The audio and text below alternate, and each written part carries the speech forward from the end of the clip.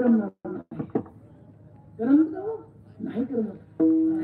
आम्हाला देखील एक एक दिवस करमत नाही. आम्ही करमण्याकरता लिंबाच्या पाटलाला फोन करतो, पाटील साहेब बरं आहे का, जायचं का तलाव? पाटील चला आजच जाऊ.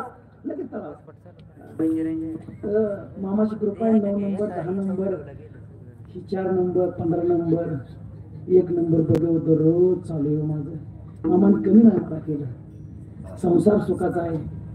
पहिली मोठी संकट आली पण संतांच्या आशीर्वादाने नाहीशी झाली. किती लोक म्हणायची आहो मामा हो मामा हो मामा,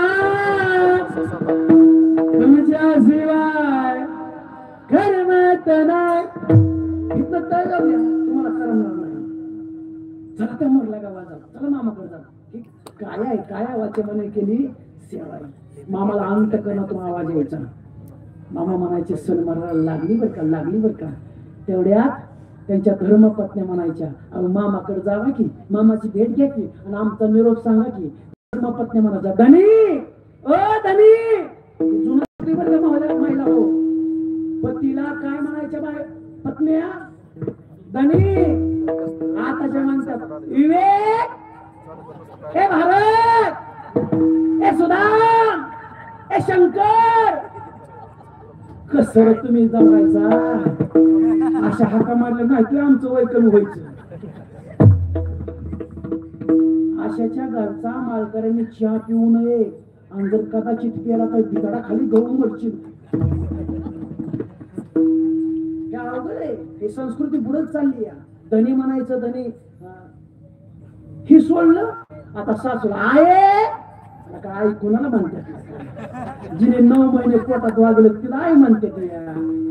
तू सासूला बी आई म्हणायला लागली काय? आणि आई म्हणलं की सासू बोलती, हीच भांडी घासाय पळती. आणि शेजारीला सांगती का माझी सुने मला आई म्हणती.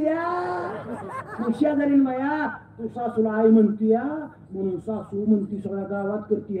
मग सुनाला आणखीन वाटतं वा वा वा वा माझी सासूले बाई. पुन्हा म्हणते आय आय आई म्हणलं की पुन्हा सून म्हणते. पुन्हा आई म्हणले की भांडी घासाय पडतं धुणं धुणं पडते. आता तुम्ही सांगत नाही जाऊ द्या मला जायचंय बरं का. इथल्या नागरिक तुम्हाला म्हणतो ते आमच्याकडे म्हणले. हाक मारली धनी ओ धनी आमचा निरोप सांगा की सांगा की. तेवढ्यात ती चुरटी निघालं आणि धर्मपत्न्या म्हणल्या सांगा निरोप माझा सद्गुरु बाळ मामाला. वाटे करवाले सांगा निरोप माझा सद्गुरु बाळ मामाला. कसं सांगू तुम्हाला बाळ मामा मामा